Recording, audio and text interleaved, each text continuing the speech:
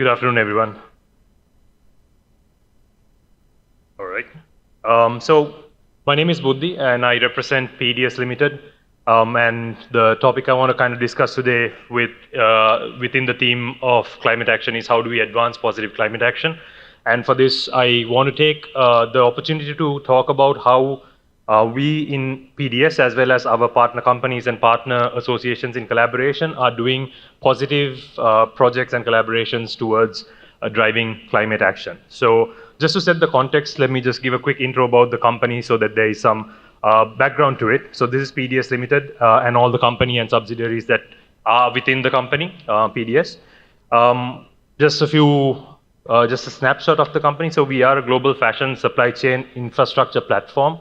I know that's a mouthful, but the reason that we say that is because we are not just a sourcing and supply chain company, but we enable partner companies, brands, and collaborators to come together and enable the entire fashion supply chain from end to end.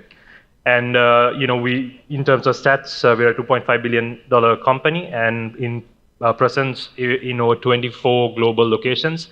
And the main thing is that we have 50 plus subsidiaries under us, and that's how we are kind of using that opportunity to drive positive action.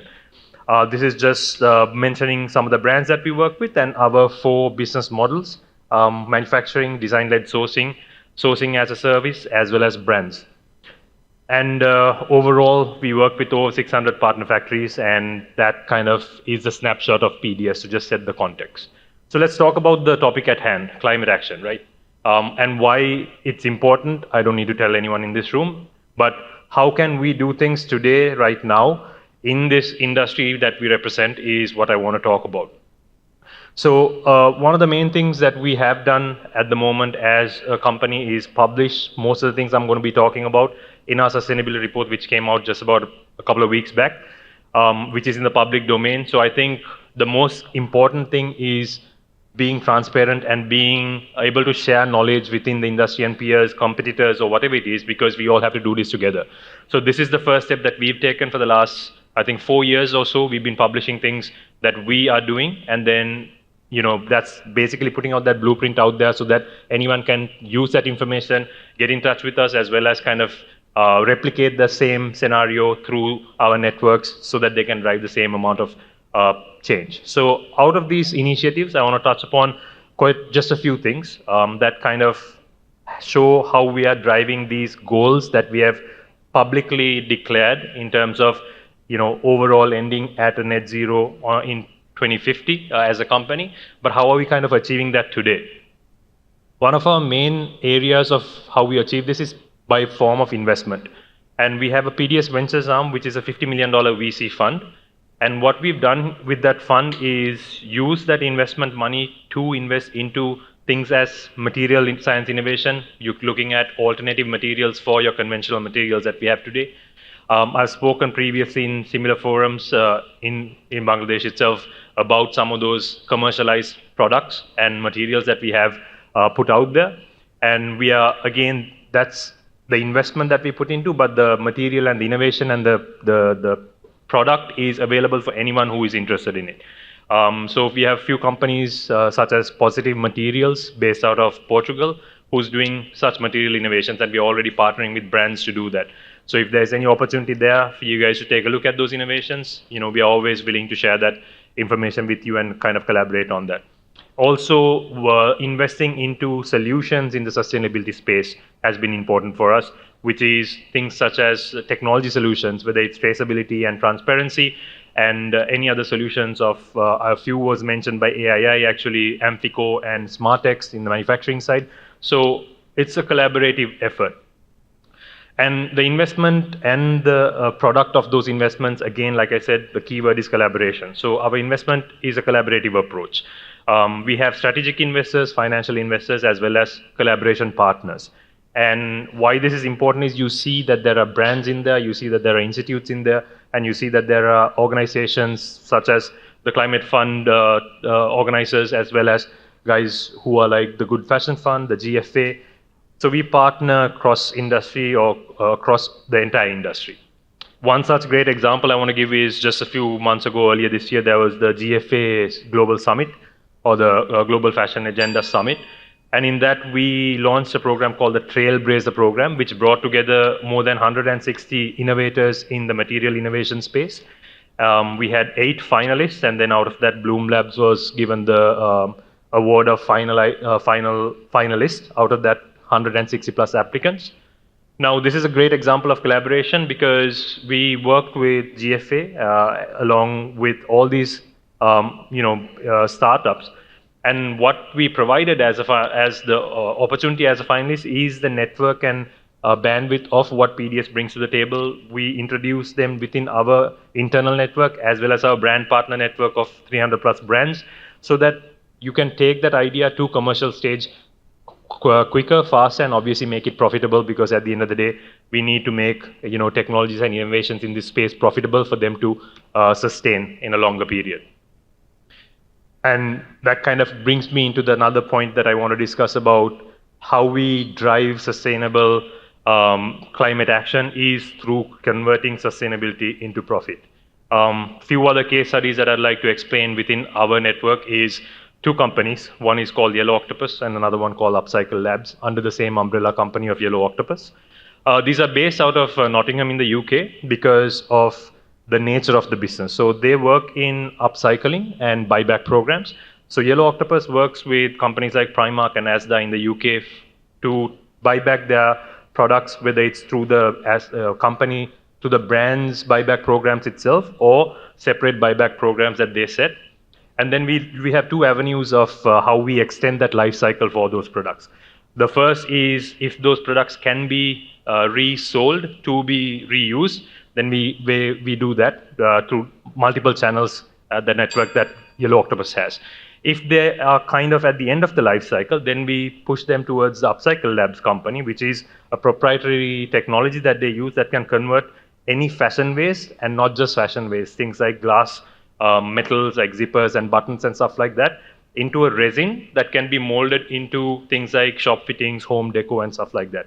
And then we can funnel that back into the companies like brands like Primark and Asda, where they sell these things as their hard goods and the home goods supplies. So really kind of extending the life cycle as well as trying to close that loop on recycling. But the main point that I want to touch here is how we're making sustainability into profit here. That's how we want to kind of drive this forward. Now, driving this idea starting from the UK, we are pushing this and localizing these ideas. So the same technology that we are using for that products to convert it in for the brands in UK, we've also used that technology to create bricks. And we are setting up the first facility with conversations in Ghana. The reason is there's 2 folds. One, there is a massive influx of second-hand garments coming into the Ghana market to be resold and reused, which is great, extends the life cycle. However, there's a big number of that actually is not reusable, but it finds its way there to the second-hand markets. So in that instance, they just go into landfills, and landfills in countries like Ghana are a big problem. So we've identified that as a problem, but we want to convert that into a solution, and a profitable solution. So that solution is basically converting the same technology that we're making the home fittings and home deco. We've created a way to use 75% of fashion waste and then the other 25% to make the brick that we're showing here.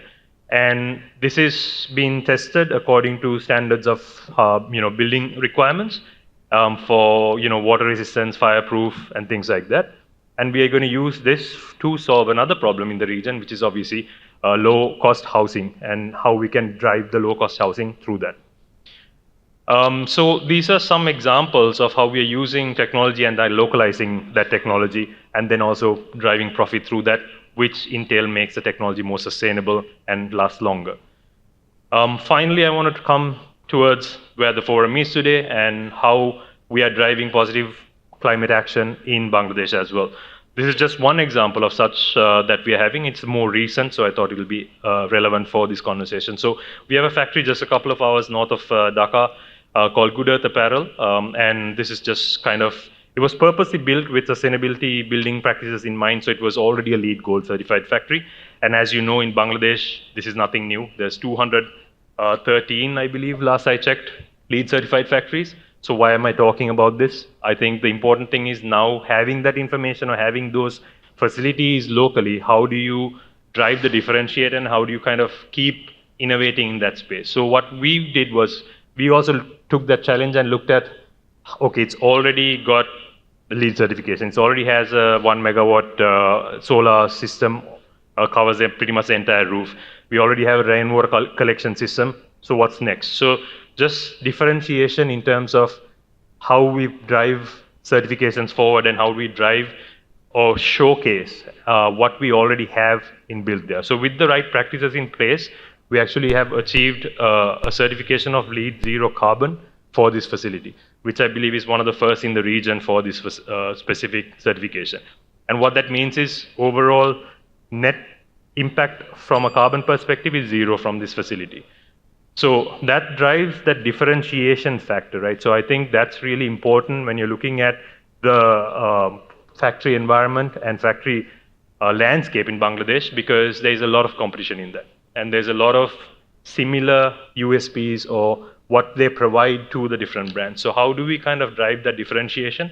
And this is something, like I said, is knowledge sharing, and it's how we can use this and have other factories follow the same suit.